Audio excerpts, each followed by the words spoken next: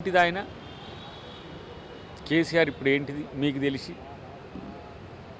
Opposition లీడరే కదా.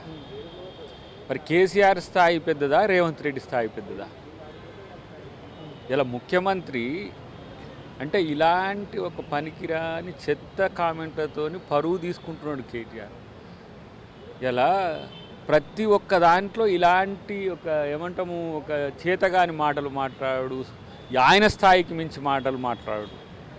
ఇలా కేసీఆర్ విపక్ష నాయకుడు ఇలా అసెంబ్లీకే రావట్లేడు. ఫస్ట్ ఆయన స్థాయి ఏందో ఫస్ట్ చూసుకోమని పక్కన పెడదాం.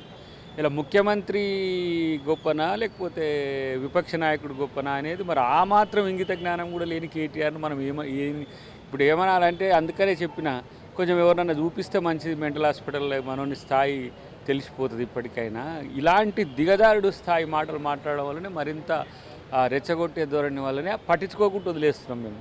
ఎందుకంటే గిట్లనే ఏదో టైంపాస్కి చేసే పని తప్పితే వేరే ఒకటి ఉండదు. నీకు మీ అయ్యకు ఇద్దరికి దమ్ము ఉంటే రండి, అసెంబ్లీకి రండి, అసెంబ్లీనే మాట్లాడుకుందాం.